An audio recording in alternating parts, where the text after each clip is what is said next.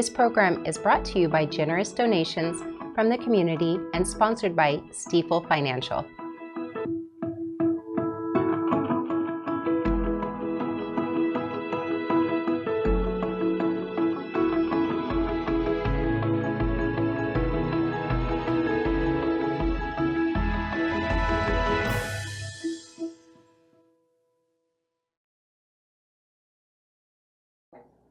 Good evening. I'm Jenna, your host for tonight's edition of Nevada County Now. The debate these days is tourism or no tourism. Are we better off without it? Some say we just want our small town back and no tourists. Some say we need the tourism to keep our communities afloat. Some say the traffic and impact on all of our natural environment are not worth the dollars made. Some people say to those people, you've never had to operate a business in a small town that relies on a lot of people. Regardless of where you stand on this issue, I think we can all agree that creating a smart tourism plan is important. For example, if our natural environment is the attraction, and it is, then the tourism campaign must include a bunch of education, oversight, and planned actions for addressing the issues left behind. Simply promoting that we have this great swimming hole and allowing thousands of people to enjoy it without the checks and balances, well, we all know what happens. It's simple to create a plan and set some tourism dollars aside to manage the repercussions of that traffic. But the best advice came from a 9-year-old. Stop complaining and get engaged. Bring legitimate concerns and solutions to the table. Work with people of all ages to come up with the best solution, and then build upon those until it works. After all, each one of us, in essence, are tourists. We just get the benefit of having it being in our backyard. Don't go away. We'll take a short sponsor break and be right back.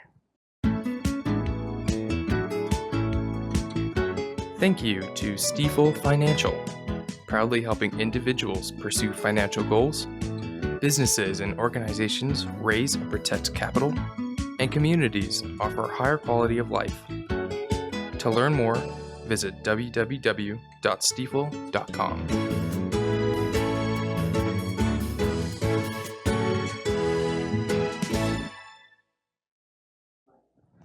The rain bucket is well stocked after the latest round of rain and snow into Northern California. The Northern Sierra has a whopping 208% of average snowpack, and as NID reported, we are at 100% in the reservoirs. But there's a dramatically different picture in the bottom 2/3 of the state, which is currently well below average rainfall. Southern California is still under wildfire threat and has very dry conditions. Currently, we have a ridge of high pressure centered just off the Central California coast, which is pushing strong atmospheric river into the Pacific Northwest. Dry weather will prevail locally through Friday with a few clouds here and there and highs in the upper 50s to low 60s. A weak and quick-moving system will bring rain to the area early Saturday morning, tapering off to a chance of scattered showers Saturday afternoon. Snow levels are on the high end at 6,500 to 7,500 feet, and we could say rain or an inch or two of new snow over Donner Summit. Unsettled weather continues through next week into a series of storms moving through. The next system looks to arrive Sunday night with showers ending midday Monday. This looks like a weak system with high snow levels. The forecast models continue to show a robust storm for Christmas Eve. This system looks like it could be a strong storm with lower snow levels, likely below lake level, which could bring a good snow event to Truckee Tahoe area. Right now, it looks like we may have dry weather for Christmas Day. We hope it's clear for Santa. The Nevada County Sheriff's Office announced and welcomed our newest addition to the team, Canine Odin. Canine Odin is a Belgian Malinois and turns 2 years old on December 19th, which is fittingly his first day of official patrol with his handler, Officer Deputy Braden Ross. So happy birthday, Canine Odin. The acquisition of Canine Odin, as well as all the specialized training he and Deputy Ross received to prepare for the Sheriff's Office, was donated by the Roediger Foundation, a nonprofit dedicated to providing law enforcement with canine resources.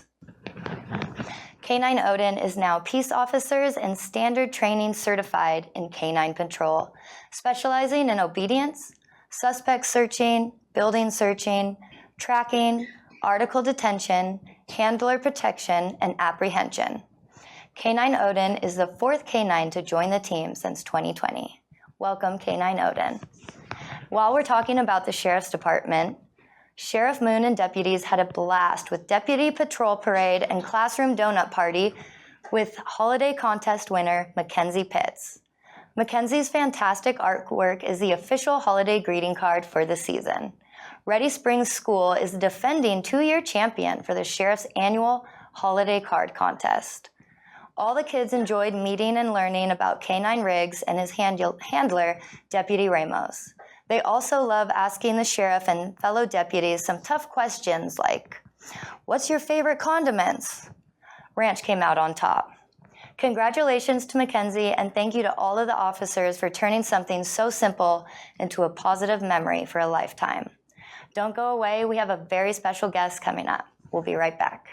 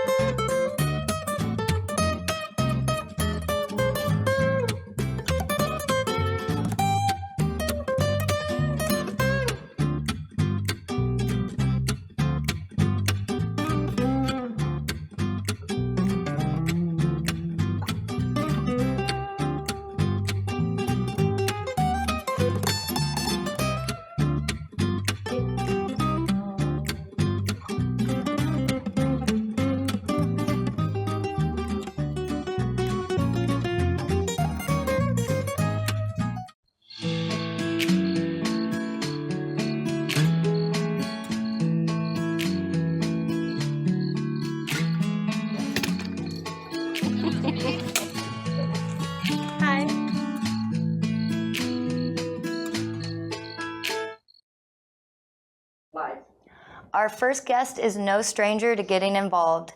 He's an avid volunteer with many community partners, organizing youth into action in his leadership role with local climate advocacy group, Nevada County Sunrise.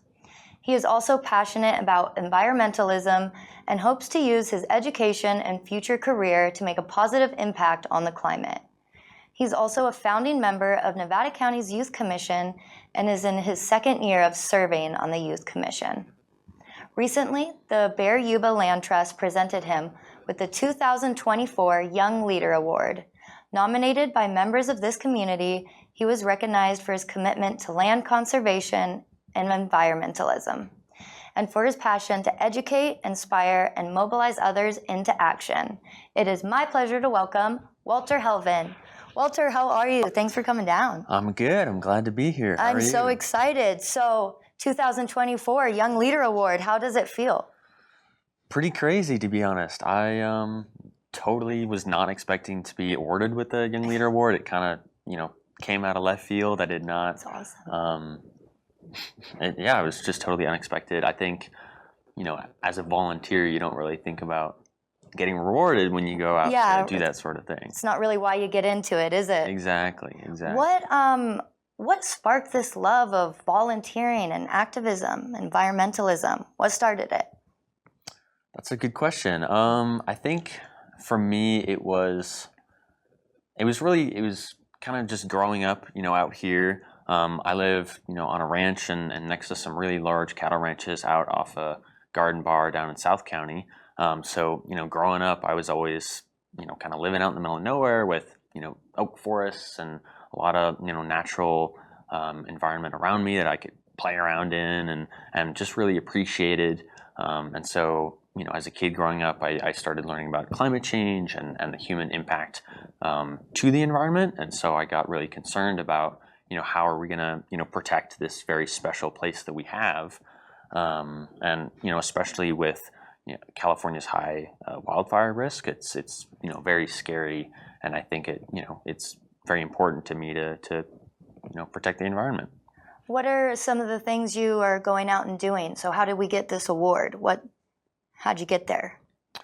When I was in high school, I got involved with Nevada County Sunrise, and then eventually began leading that local chapter. As you said, it's a national movement, and there's local chapters. So when I got involved, we were working to stop the Idaho-Maryland mine. When that whole controversy began a couple years ago. And so when I got involved with that, I met a lot of local leaders and government officials, and that was a great learning experience for me to understand how local government works, and to find ways to be involved in more than just voting. I think when a lot of people think, how do I get involved politically? They think of voting every 4 years. Yeah. But I think it's more than just that, right? It's attending those planning commission meetings and going and actually talking to elected officials, or a variety of things. Right, because it's one thing to hold a sign and say, we want you to fix it, but it's another thing to be like, well, how do we fix this? Like, what do we have to do to fix it? And so that's really cool. Yeah, absolutely. I guess that's kind of the activism part. Why do you think it's so important for the youth, for you and to inspire youth? Like, why are you educating? Like, why is that important for you? I think for me, like, one of the biggest obstacles to getting involved was, not knowing where to start, and also being very discouraged. I think young people, see really, really big problems like, climate change, and they think, wow, like, this is very big, very scary. It is a big problem. When we look at it, we're like, oh gosh, what can I do? And so what is your advice to young people who want to get started, who are passionate about getting out there and doing something? Yeah. Where's their first go-to? I think you just have to make that step and reach out and talk to anybody in local government. For me, I was kind of in the same boat as I think, a lot of young people are, where they're kind of discouraged and disillusioned and don't see ways to get involved meaningfully. But, everybody lives in their own unique local area. And if you go and you send an email or find some time to go to your city council or town hall and talk to anybody there, you can make connections, and you can probably get a meeting with a local person, because oftentimes they're really open to talking to people, especially young people, and just having a totally casual conversation to just understand who are your local representatives, what are their interests, why are they in government, and then sharing with them your concerns and your interests, because then I think you can not only learn from them, but you can also help them better understand your concerns, because I think a lot of people have a hard time reaching out to young people and understanding what their concerns actually are. So I think it's very important to do that. And I think a lot of, all of the contact information for local, government representatives is available online, and I think it's a great opportunity for people to learn in that way. So you're a founder of the Youth Commission, right? Yeah. So how does the Youth Commission tie into anything, the bigger council like that? Yeah, absolutely. So the Youth Commission is a organized body of young people who are, essentially our job is to take a few issues that are really impacting the youth, or that we feel are very important, and then bring that to the Board of Supervisors. Could you give me an example of an issue that the Youth Commission might bring out? Absolutely. So I think right now, one of the issues that we're working on is like emergency preparedness, and another area is like career kind of development for young people. Oh, so good one. Well, yeah. There's a lot of students in like high school, middle school who are going through the education system, and they're figuring out what the heck they want to do. And I think a lot of people are a little daunted by that, and so I certainly felt that way in high school. So I kind of what we're doing is trying to put together some resources and help students feel that that's first okay, right? It's okay to not know what you want to do, and secondly, to explore different opportunities. A lot of the schools are implementing like CTE programs, career technical education, which is like not just your academic classes. That's like ag mechanics and other things. So it's really cool. Yeah, exactly. It's really cool to see schools kind of broadening their scope and allowing students to explore more opportunities.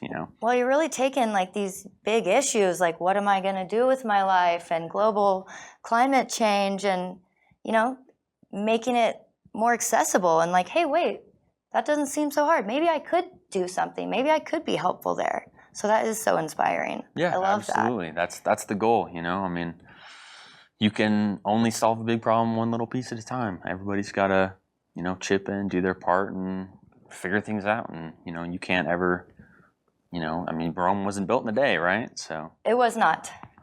I don't know how many days it took, but I know it wasn't one. Thank you so much for telling us what you're all about, Walter. I so enjoyed that. So if you guys are feeling passionate, you're ready to go, Walter knows what to do, where to get started. Don't be afraid. Get out there. Tell us. Well, folks, thank you for watching this edition of Nevada County Now. If you'd like to help contribute or write stories, appear on a show, or even become a host, please check out the details at our website at nevadacountymedia.org/ncn. This program is local news information brought to you by locals. Remember to stay safe, take care of each other, and get out there and explore all this community has to offer.